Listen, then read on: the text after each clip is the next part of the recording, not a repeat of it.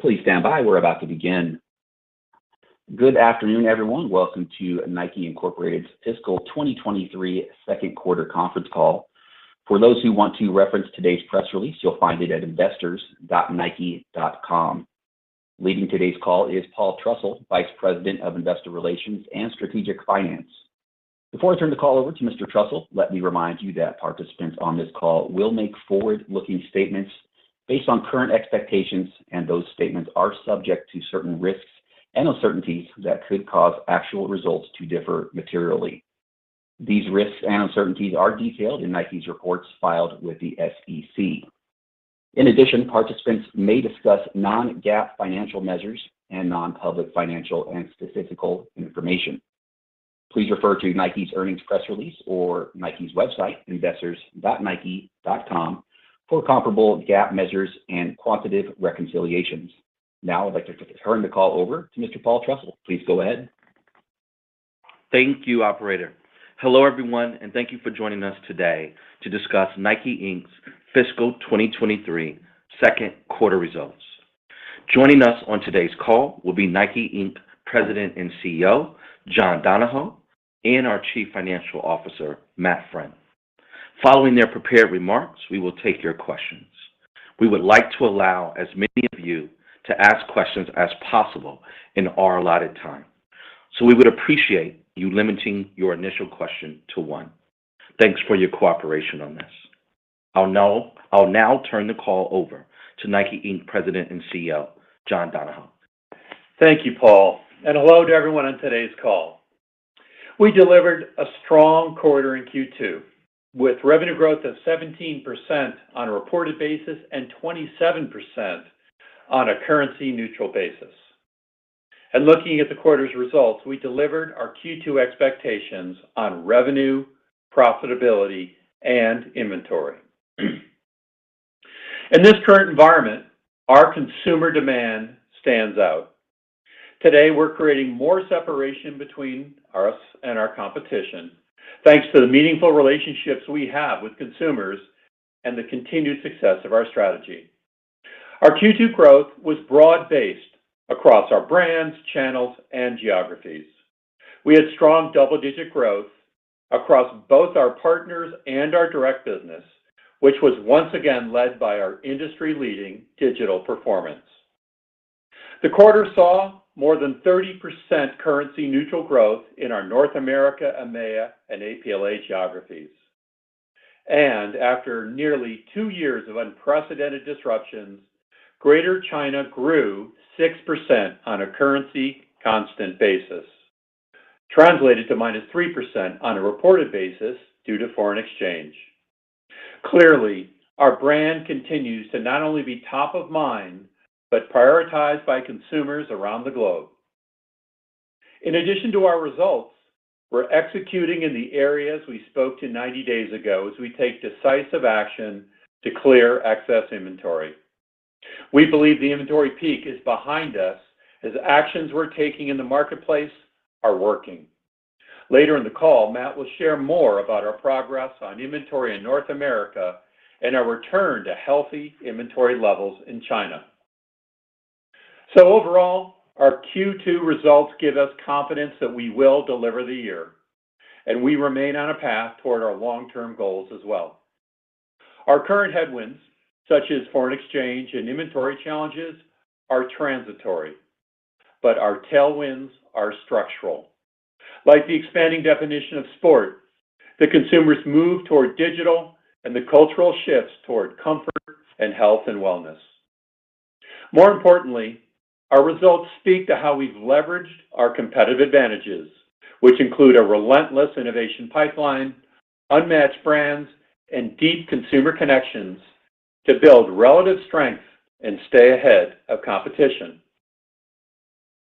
As you heard me say before, at Nike, it all starts with product innovation. And this quarter, I'd like to highlight an important part of our culture of innovation, our constant pursuit to improve on our most popular platforms. We win with product because we know it's not only about individual innovations, but also about our ability to continuously bring newness to our greatest franchises. For instance, earlier this quarter, we launched the LeBron 20 to strong consumer response. What's unique about the LeBron 20 is that it's LeBron's first signature shoe to debut as a low top. Driven by consumer insight and performance demands from LeBron himself, this style combines innovation with sportswear design to create greater commercial appeal with its ability to be worn on the court and off. And we're not just bringing innovation and excitement to existing franchises. We continue to expand the portfolio. Coming soon, we've got some exciting signature debuts in Nike, basketball, and Jordan brand that we can't wait for consumers to see. With our strong product portfolio and unparalleled roster of athletes that we have today, we couldn't be more excited about the future of our basketball business. Last quarter, I highlighted another franchise in another sport getting an upgrade, the Mercurial, which added a Zoom Air bag to create Nike's fastest football boot ever.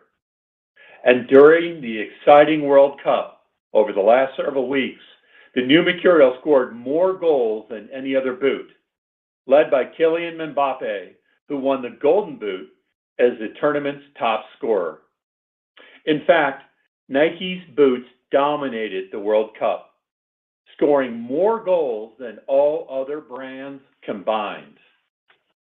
And consumers have responded to this energy, giving the new Mercurial the highest full price realization of any performance product this quarter globally. And of course, for us, it doesn't just end in innovation with product. Nike's innovation can also be felt with our rich and powerful storytelling and our deep brand engagement, particularly in global sport moments like the World Cup. Nike's unique ability to bring together product, storytelling, and the world's best athletes has once again created something that only Nike can. As I mentioned earlier, our Q2 results speak to the continued success of our strategy. Consumer direct acceleration is fueling our marketplace approach, in which we directly connect with the consumer no matter where they shop. Today, our marketplace strategy is driving distinction in this current promotional environment.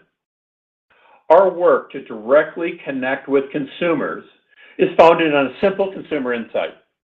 Consumers want to get what they want, when they want it, and how they want it. And consumers have told us they want a consistent, seamless, and premium experience, both digitally and physically, around mono-brand and multi-brand.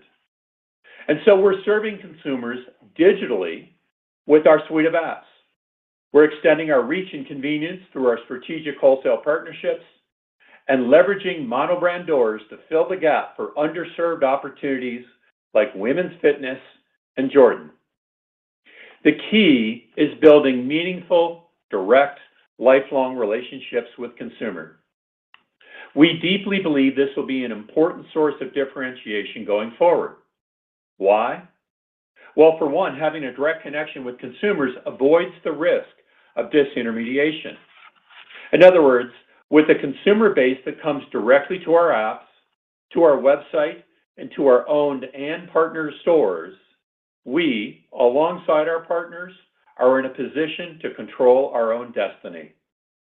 And ultimately, this direct connection enables us to understand consumers better so that we can serve them better with the right assortment, with the right partners, and at the right touch points. And what showcases the success of this strategy is our membership base. Membership was a key reason our digital business grew an industry-leading 34% this quarter. Q2 was our biggest member demand quarter ever, and we saw double-digit growth in member engagement. Today, we have roughly 160 million active members who engage with us on a regular basis. And more importantly, our repeat buying members, who are more engaged, spend more, and spend more frequently, are growing at an even faster pace of high double digits as they continue to be an important growth engine for our business. And our members also shop seamlessly across the marketplace. In addition to digital, a key member on-ramp for us is through our Nike stores. In fact, more than 50% of store demand comes from members. And cross-channel members are even more valuable with higher demand per member than single-channel members.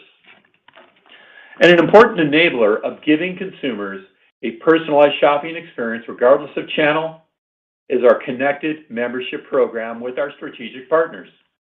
You've heard us discuss it before, scaling connected membership with DSG, JD Sports, Zalando, and Top Sports.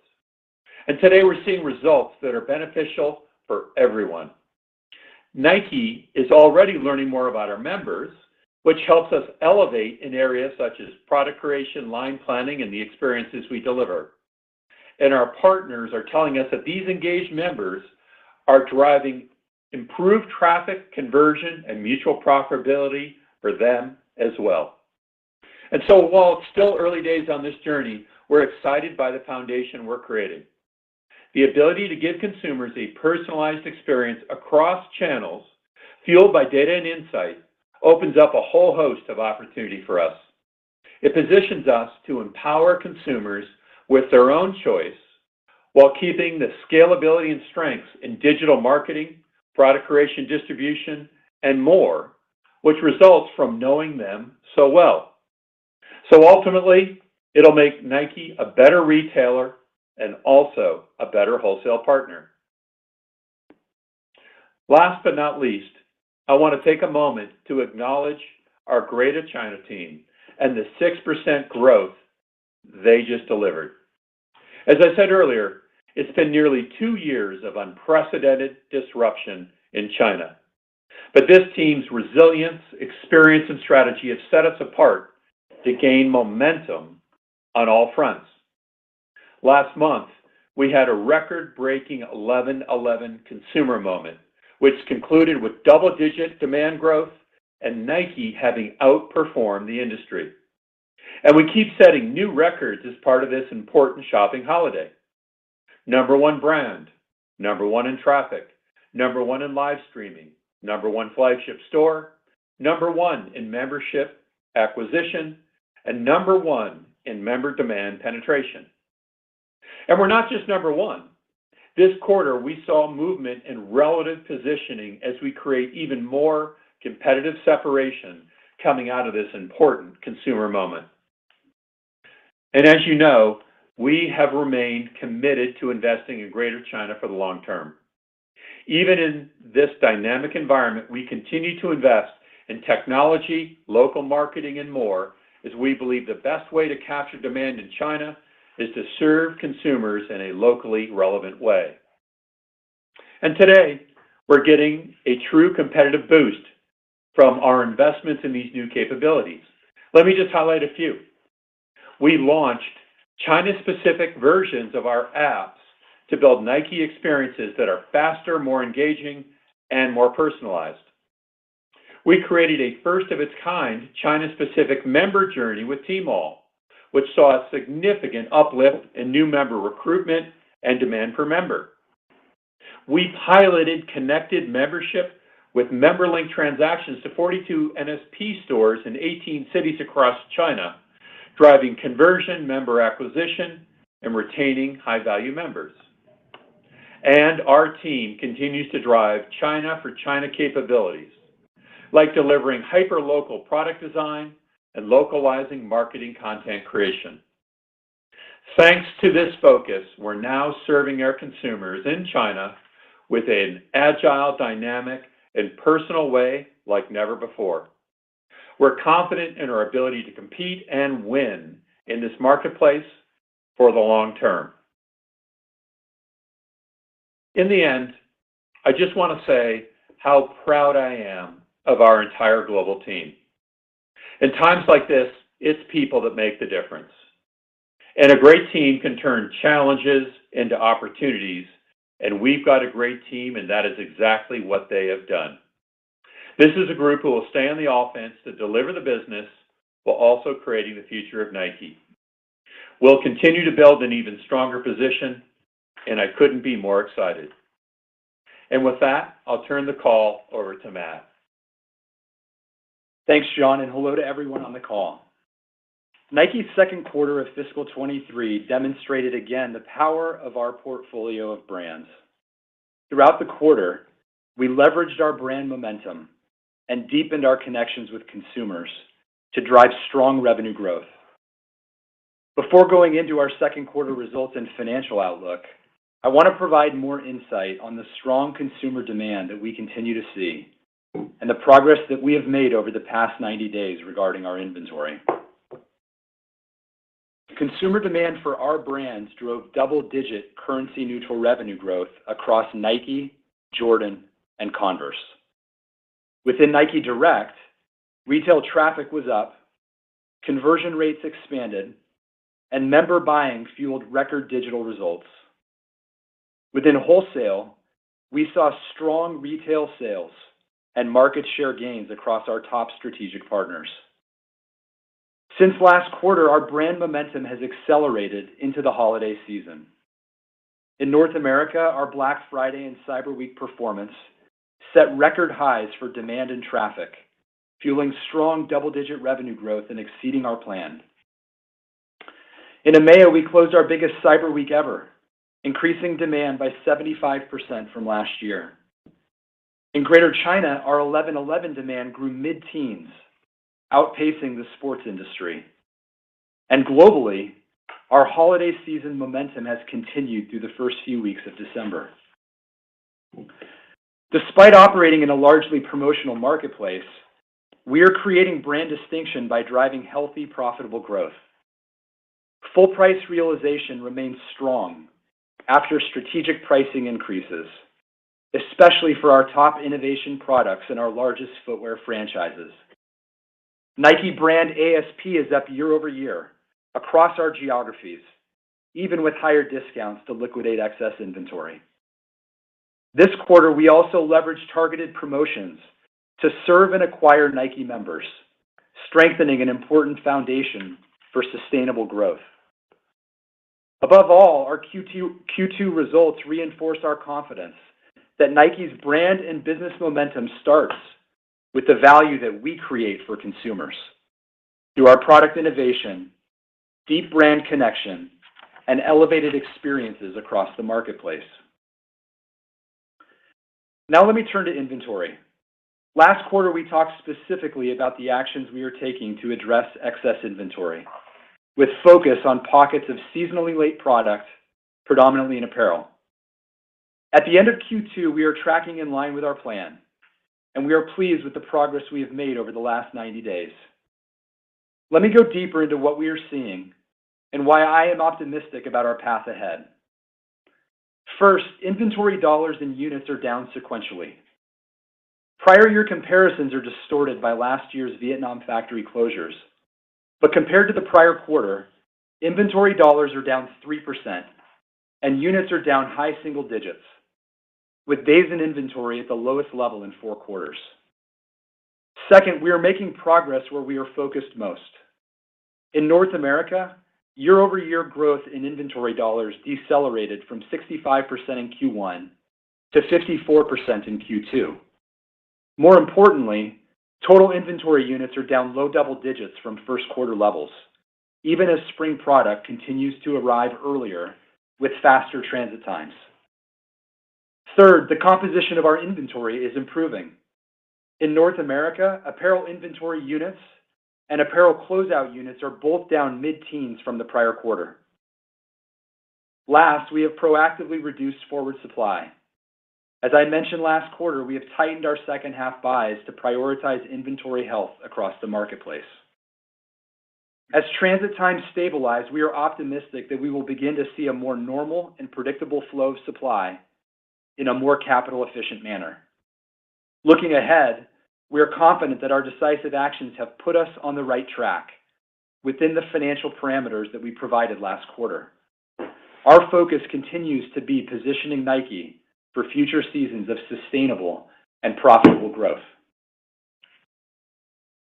Now let me turn to our Nike Inc. second quarter financial results. In Q2, Nike Inc. revenue grew 17% and 27% on a currency neutral basis, with strong growth across the portfolio. Nike Direct grew by 25%, led by 34% growth in Nike Digital and 11% growth in Nike Stores, highlighted by strong season-to-date holiday results. Wholesale grew by 30%, driven by strong demand for seasonal products, higher shipments based on earlier supply availability, and lower shipments in the prior year given supply constraints. Second quarter reported gross margins declined 300 basis points to 42.9%, primarily due to higher markdowns, mainly in North America, unfavorable changes in net foreign currency exchange rates, elevated freight and logistics costs, and increased product input costs, partially offset by strategic pricing actions. SG&A grew 10% in Q2, primarily due to wage-related expenses, strategic technology investments, higher Nike Direct costs, and increased demand creation expenses. Our effective tax rate for the quarter was 19.3%, compared to 10.9% for the same period last year, primarily due to decreased benefits from stock-based compensation and earnings mix. Second quarter diluted earnings per share was 85 cents. Now let's review the operating segment results. In North America, we captured market share with strong holiday results and positive consumer response to new assortments. Q2 revenue grew 31% on a currency-neutral basis, and EBIT grew 21% on a reported basis. Nike Direct grew 23%, with Nike Digital up 31% on double-digit growth in traffic and repeat member buying. Wholesale revenue grew 37%, driven by strong marketplace partner demand and improved inventory supply. Performance innovation and fresh seasonal product resonated deeply with consumers. The LeBron 20, KD, and Giannis fueled double-digit growth in basketball, and the AJ11's Varsity Red Shock Drop highlighted Jordan Brand's momentum. In women's, our new statement leggings, Nike Go, launched with positive early response as the Free Metcon grew double digits. Dunk outperformed in men's, and Pegasus continues to win with everyday runners. Beyond product innovation, Nike continues to create distinction at the intersection of culture and community. Ahead of homecoming season, our Yard Runners campaign elevated the voices of HBCU changemakers alongside the release of co-created product through our sneakers app and neighborhood partners. In addition, with the recent announcement of future Nike Off-White collections, we are deeply honored to introduce the next chapter of Virgil Abloh's continuing legacy with Nike. In EMEA, our team landed yet another strong quarter. Q2 revenue grew 33% on a currency-neutral basis, and EBIT grew 23% on a reported basis.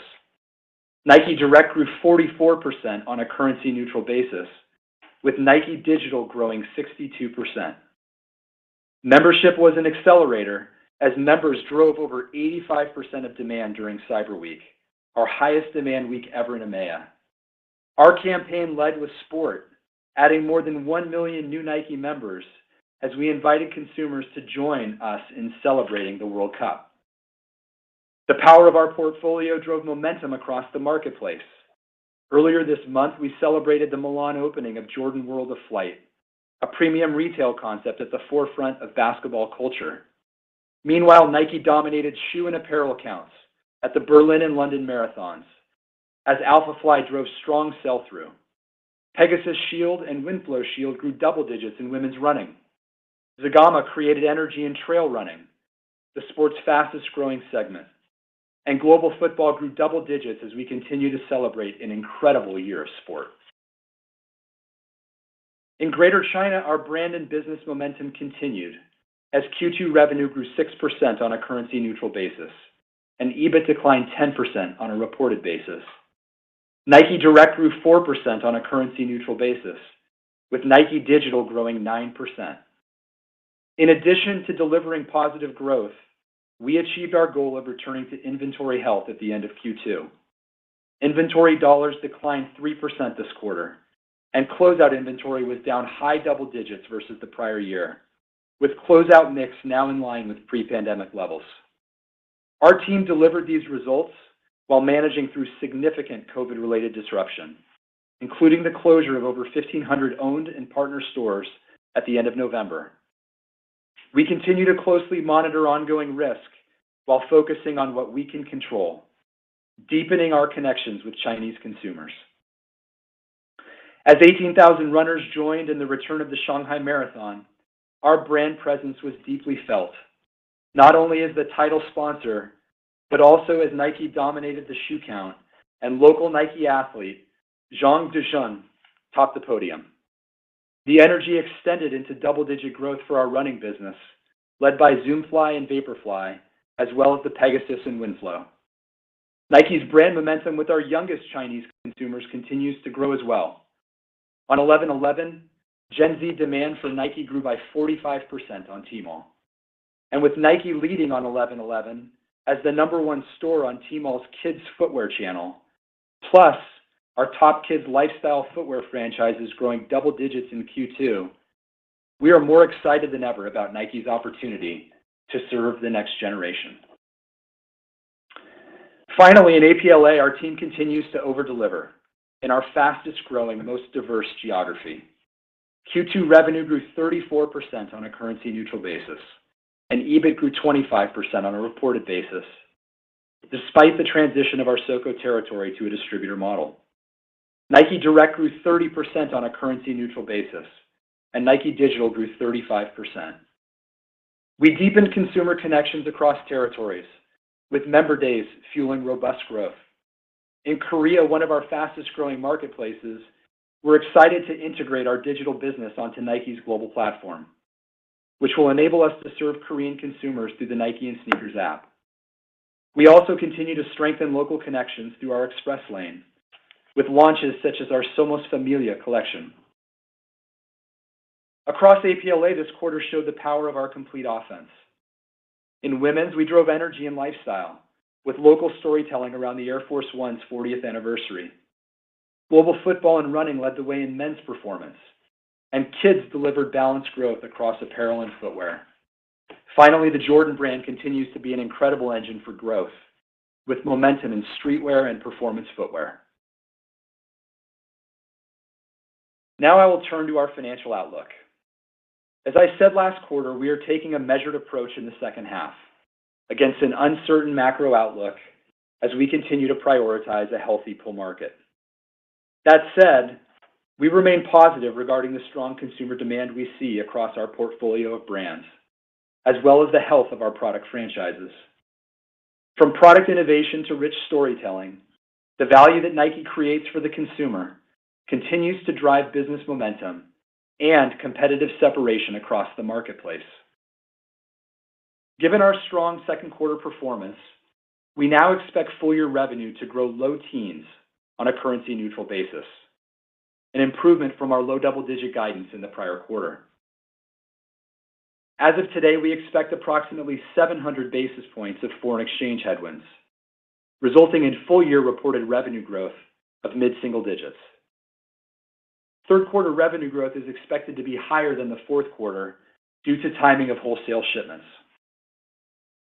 We continue to expect gross margin to decline between 200 to 250 basis points versus the prior year, reflecting ongoing liquidation actions in the second half. This outlook reflects our strong performance in Q2, mostly offset by an additional 25 basis points of negative foreign exchange impact, now totaling 95 basis points for the full year. We expect that third quarter gross margin will decline at a similar rate as the second quarter, including 120 basis points of foreign exchange headwinds. For the full year, we continue to expect SG&A to increase high single digits. We expect third quarter SG&A dollars to be in line with the second quarter. And we now expect our effective tax rate to be in the high teens range, primarily due to decreased benefits from stock-based compensation. As many of you know, we close out Nike's 50th anniversary this year. And for all the history Nike has already made, it's the future that inspires us most. After all, Nike's culture of innovation doesn't just shape the products we create and the stories we tell. It also defines the way we adapt and accelerate through dynamic conditions. Over this past year, no matter what we have faced, our teammates have continued to come together and deliver. I could not be more proud of their efforts. And as we turn toward Nike's next 50 years, I have every confidence in the future this team will create. To every member of our Nike, Jordan, and Converse team around the world, thank you for all that you do, and happy holidays. With that, let's open up the call for questions. Thank you, Mr. Friend. Ladies and gentlemen, at this time, any questions, simply press star one. And if you do find that your question has already been addressed, you can remove yourself from the queue by pressing star one again. And we do ask that you please limit yourself to one question. With that, we go to our first question this afternoon from Jim Duffy at Stifel. Thank you. Good afternoon. I'm hoping you can. Thank you. I'm hoping you can help with more insights on the composition of growth in North America and where you stand with clearance efforts. I believe, Matt, you said ASP was up in all geographies. Is that true for North America as well? And then looking at the split between footwear and apparel growth, footwear very strong acceleration, apparel more modest despite what I would have expected clearance efforts. Can you just speak to where you stand with respect to moving to those apparel balances? Sure, Jim. We saw strong growth in the North America marketplace, up 31%, and really, as you noted, it was really strong across channels, Nike Direct and our wholesale partners, as well as across gender. Our Jordan brand delivered incredibly strong growth in the quarter, as well as our footwear business. Yes, our ASPs overall for the geography were up. That was definitely benefited by strong performance in our footwear business. I mentioned our strong demand that we saw over the holiday season, and in particular, the consumer moments right at the end of the quarter. But throughout the entire quarter, we continue to see strong levels of full price realization in footwear, which continue to give us confidence in our most important product franchises, the stories that we continue to tell to refresh and make them relevant, as well as the new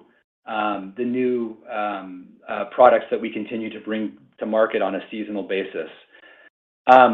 Specifically to your question about inventory and our actions there in North America, I referenced that we saw our units down versus Q1 levels, low double digits, and our focus in the quarter was really around our apparel liquidation as well as managing apparel closeouts. And both those dimensions were down mid-teens from a unit perspective versus the prior quarter.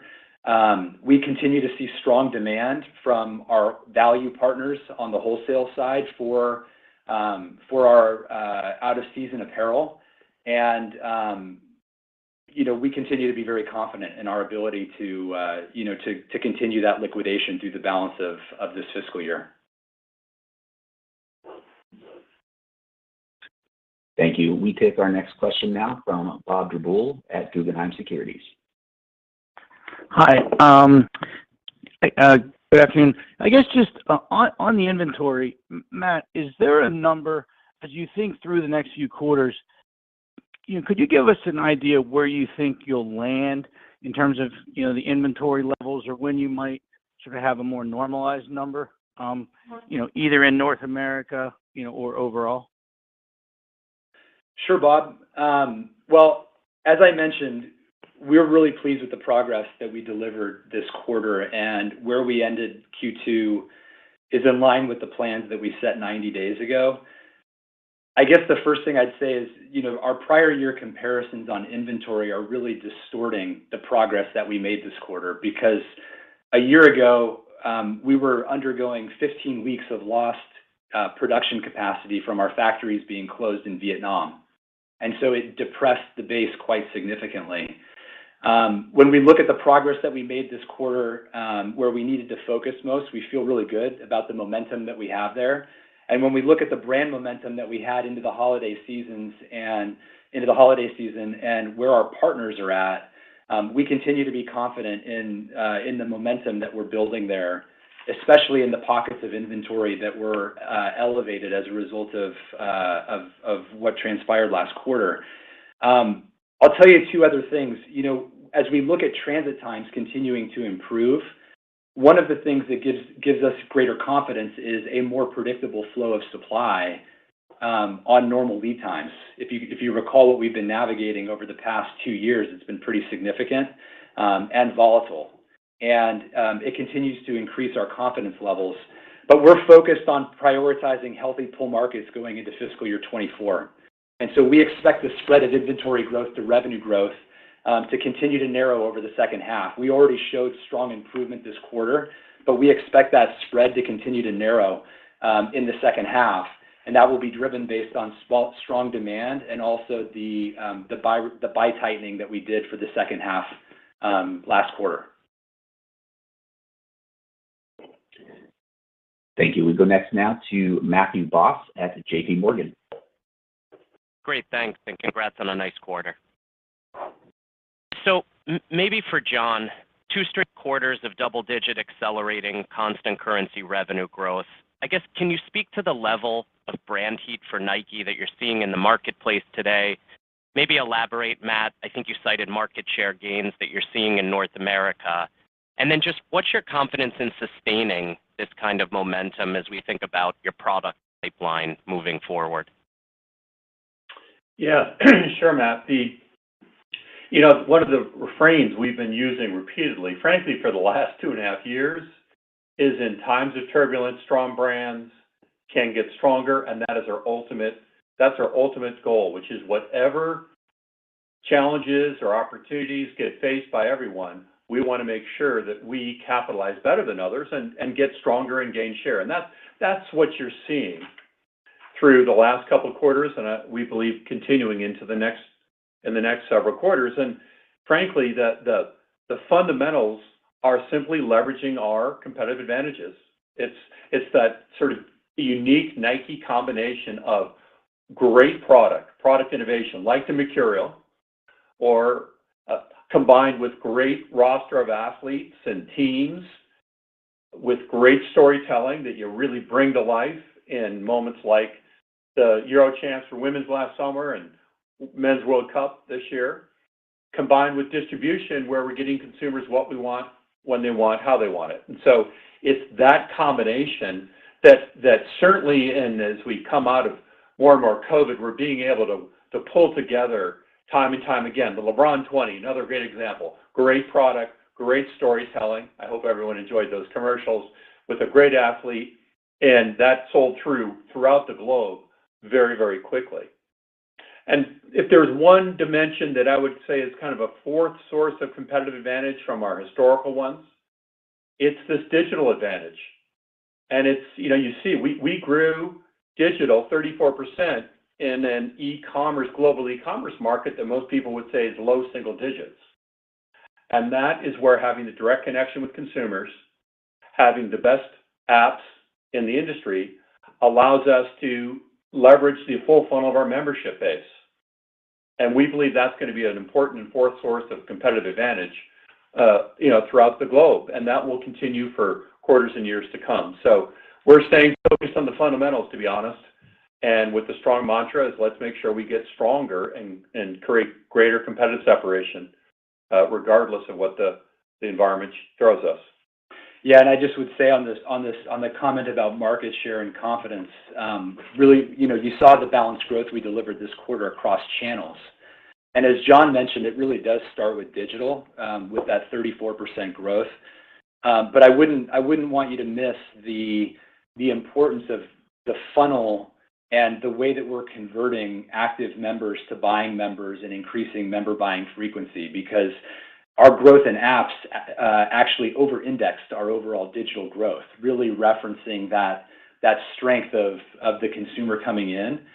From a wholesale standpoint, the momentum that we're seeing is strong retail sales from our wholesale partners to consumers, but you'll recall that we've been starving the wholesale channel for 6 to 8 quarters because of supply constraints. And so as we had supply constraints, we were prioritizing adequate inventory levels within Nike Direct. And so we're seeing strong demand as we go back into our wholesale partners with available supply. That's enabling us to increase our open to buy in that channel. And as inventory supply becomes available on a greater basis than it was, we continue to see our partners pulling on the available inventory. So we're competing in that channel. It's an important channel for us to win in. And really for the first time in 6 quarters or so, we can finally supply the channel against the level of demand that we believe is there. Thank you. We take our next question now from Kate McShane of Goldman Sachs. Good afternoon. This is Brooke Roach filling in for Kate. Thank you so much for taking our question. John, I wanted to ask you a little bit about what you think the next phase of the membership journey for Nike would look like following the success that's achieved with that program to date. And then perhaps more near term, how much of the strength of Nike Digital that you're seeing today is due to underlying full price selling? And how much of that may be driven by increased depth of promotions, driving the consumer to convert at a higher rate? Thank you. Well, on membership, the way we think about membership is along the full funnel. And so, the first thing I'll say about that I think is a really important dimension of membership is no longer just something that happens in Nike channels. Having connected membership with our strategic wholesale partners now allows the consumer to have a member experience regardless of where they shop, and allows our wholesale partners to have the same advantages that we have by knowing who the consumer is, what they've bought, and being able to serve them in a more personalized way. And so I would say we're still in the relative early innings of what we believe we can do on the membership front. We have 160 million active members. We're working on engaging them more frequently, whether it's through Nike Training Club, Nike Run Club, the Sneakers app, where it's more than just what they buy, but it's their engagement. We think there's a lot of content that we can be bringing to those members. You're going to see some, I think, interesting announcements in the coming weeks about partnerships and things we're doing to drive engagement across Nike members. And then down to the bottom of the funnel, it's making sure we're getting them, as I say repeatedly, what they want, when they want it, how they want it, knowing what products they want, making sure they have the best possible experiences, making sure that repeat buying is made easy and convenient. I would say the supply chain dimensions of what we've been doing with our membership is just phenomenal, having gone from 10% digital to 27%, delivering fast delivery times, fewer reduced and split shipments. And so it's really kind of a holistic approach, and we're going to just keep leveraging that and keep building upon that. As I said, I think we're in the relatively early days. And then our digital growth, I think, is a function of having the best apps in the industry or on the home screen of people's mobile apps, which is, that's scarce and valuable real estate. And we have a really clean experience across our apps and digitally, including Nike.com. So there's, we have good full price realization, and when we need to move things, we move it through discounting. And so it obviously varies by product category and varies by time, but the quality of the business through Nike Digital is among the highest quality that we have across any channel. Yeah, when you compare this quarter to last year, our inventory supply was so lean that last year we saw extraordinary levels of full price realization through our digital channel and the lowest levels of discounts that we've ever experienced in running that channel.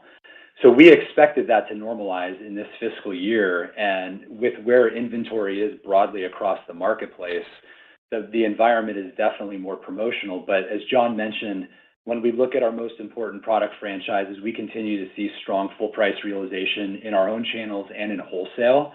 And I'd say that the other thing that we focused on this quarter was leveraging our investment in markdown to drive new member acquisition and to increase loyalty from our existing members. And we were able to accomplish that this quarter. Thank you. We take our next question now from Tom Nikic at Wedbush Securities. Hey everybody. Thanks for taking my question. I wanted to ask about China. So obviously returning to growth in a pretty challenging environment is fairly encouraging. How do we think about the path forward in China from here? I know you mentioned that inventory is much cleaner in China now. So should we think that you're kind of back to a pull market in China? You should be able to sort of build off the momentum you've had this quarter. Just how do we kind of think about the path forward in China from here? Yeah, Tom. Well, maybe I'll take a piece of it, and then Matt, you can comment as well because it's such an important topic. You heard both of us talk about that. Given all the short and medium-term challenges, we are very pleased with the results in China this quarter. And the thing that we've been really focused on is the consumer, the Chinese consumer, and their connection to the Nike, Jordan, and Converse brands. And the 11/11 holiday was one that we focused on a lot because it's really, in many ways, the first time in over 2 years that we could fully compete. We had the supply of the right product, including some of our hottest global and local product. We had a full local marketing capability going full stream, and we had our kind of entire offense.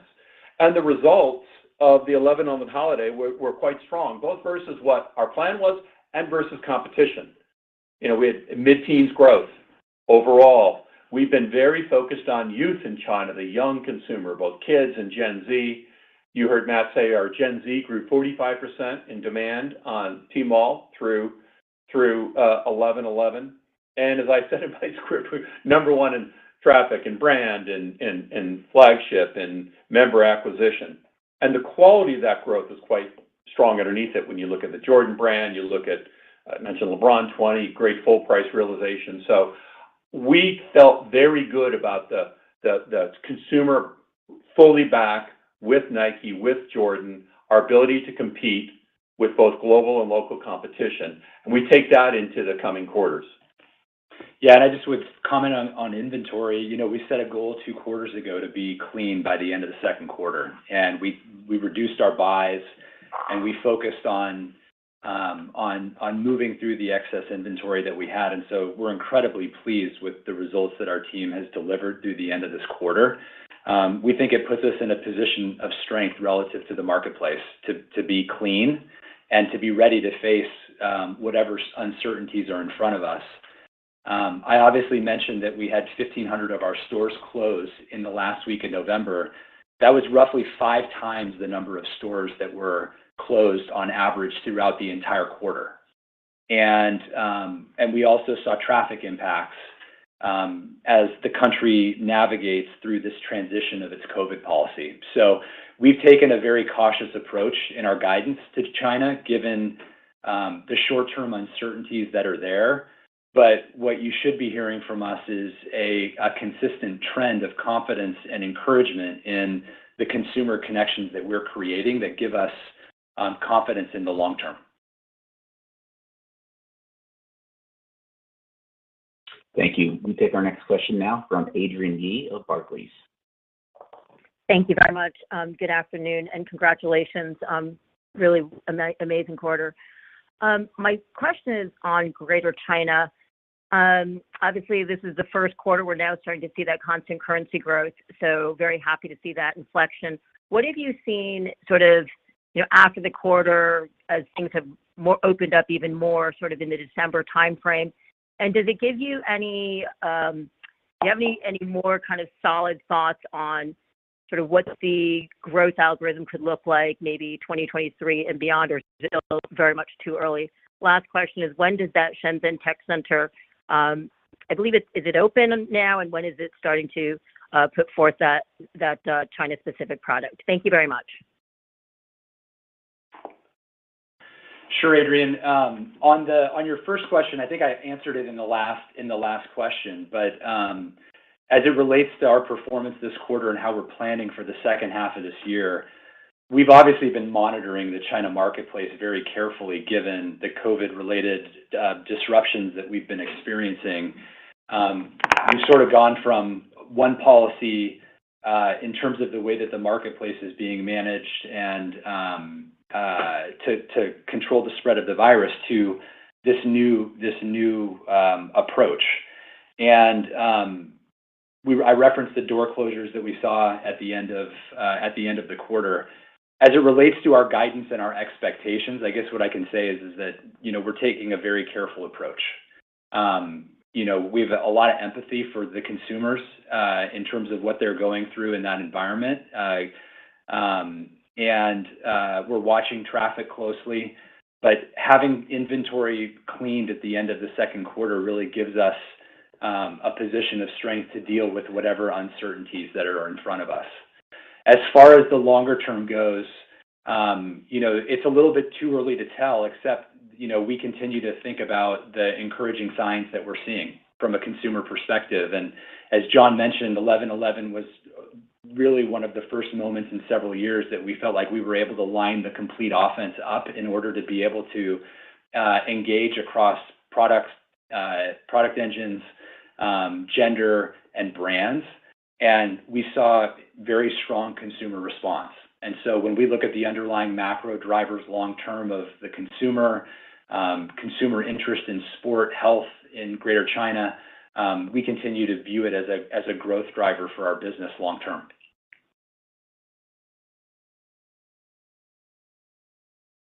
Thank you. We go next now to Abby Zvejnieks at Piper Sandler. Great. Thanks so much for taking my question. So looking at the strength in wholesale, and I know you said there was better inventory availability to ship to those wholesale channels, but can you just talk about how you're viewing the wholesale channel considering your direct strategy? And, with that growth, did you enter or re-enter any new doors, or was this growth mainly within those current partners that you've already talked about? Thanks. Yeah, Abby, the strategy remains very much the same. And as I mentioned repeatedly, it's consumer driven. It's consumers in this day and age want to get what they want, when they want, how they want it, and they want a consistent and seamless experience from us. The same consumers shop online and offline. The same consumers shop mono-brand and multi-brand through different occasions. And so our whole strategy is to offer them that choice in a seamless and premium way. And then wholesale plays a very important part of that, right? It provides a very strong footprint, both physical footprint as well as digital. And we mentioned last quarter, we had our wholesale partners on campus in September for the first time in 3 years and exposed them to our product innovation pipeline and just talked about how working together we can really serve that consumer through connected membership. And those conversations have just gone great. For instance, this quarter, we spent a lot of time with Mary Dillon and her team at Foot Locker talking about how the next phase of growth for us can jointly be great around real opportunities of basketball and sneaker culture and kids. And so there's a lot of excitement, I would say, with our wholesale partners and what we can accomplish together, and particularly through a connected membership environment, which allows us to serve our mutual consumers in a better way. Yeah, and I would just say that from a revenue growth perspective, we think this quarter was clearly a peak in terms of year-over-year revenue growth in the channel. And that's primarily driven by timing implications. There's the prior year comparison because we were low on available inventory for the wholesale channel, which depressed our growth in the prior year. And secondly, because we're seeing current season product becoming available earlier, we saw a stronger pull of shipments from Q3 into Q2 into our revenue growth this quarter. And I think that's indicative of the demand that we're seeing and the strong sell-through that we're seeing through to the consumer. So we continue to view this channel as being a channel that will drive growth. But for the balance of this year, the comparisons are going to be difficult to understand when compared to the prior year due to the supply constraints we had in the prior year. Thank you. We go next now to John Kernan of Cowen. Excellent. Congrats on a nice quarter and the acceleration.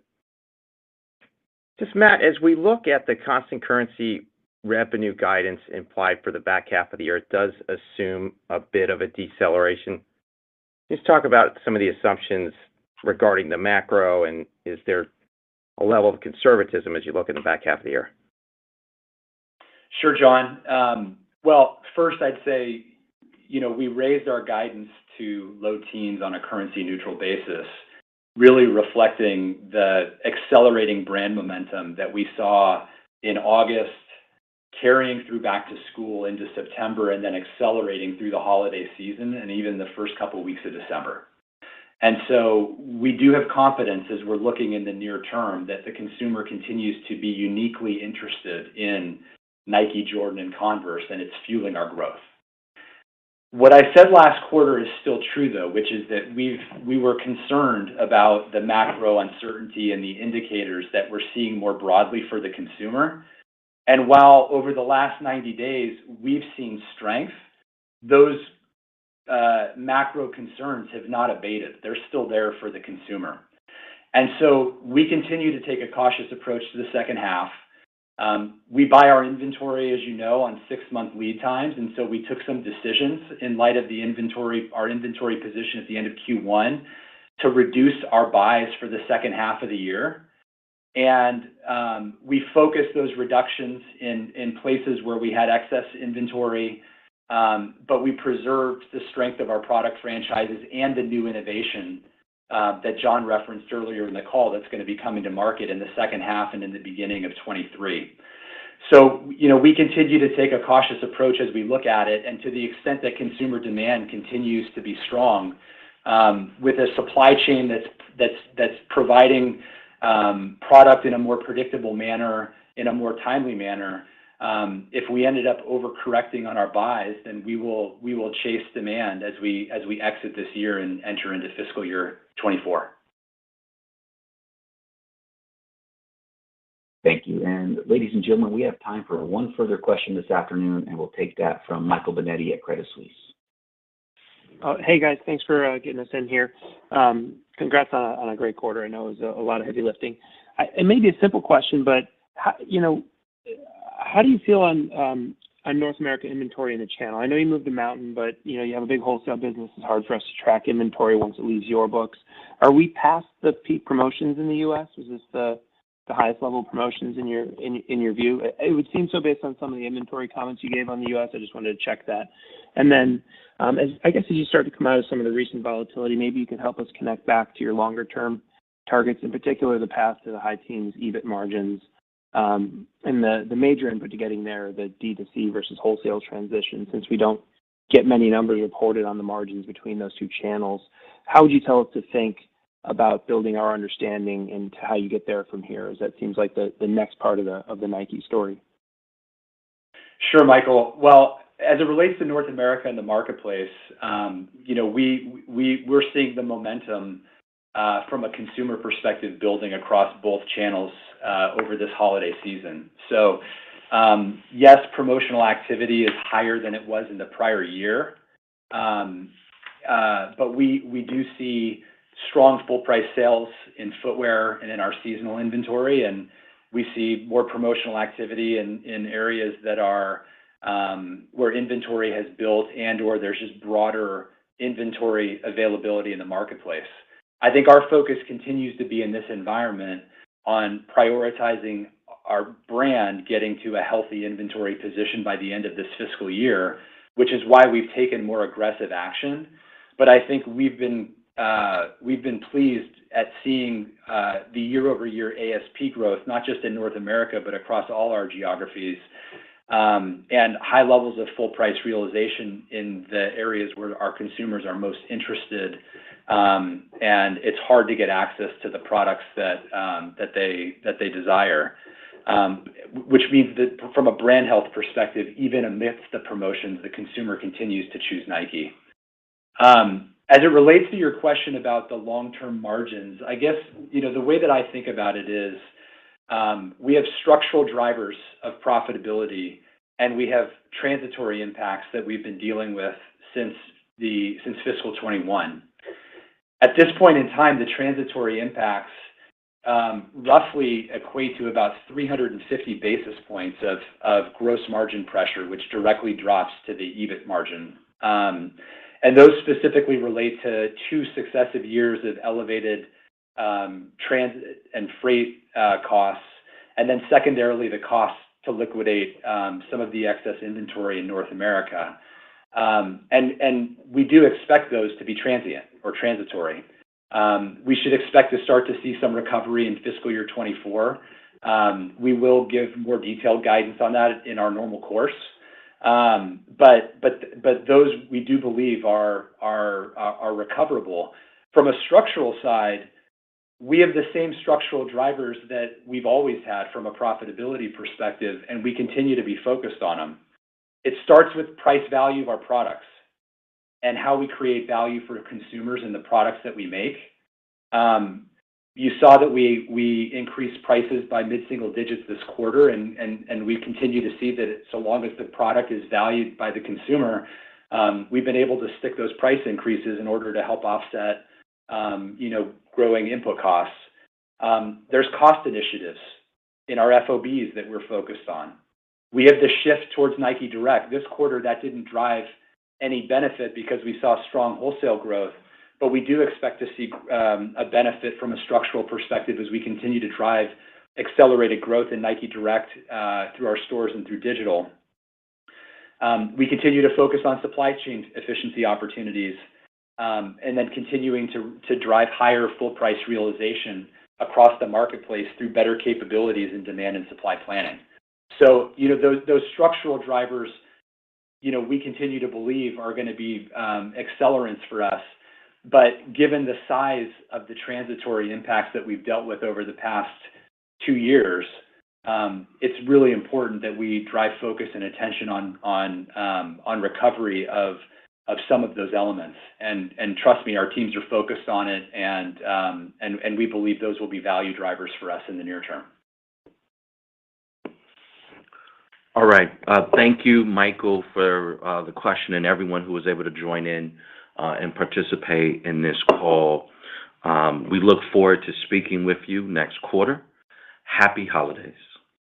Happy holidays, everyone.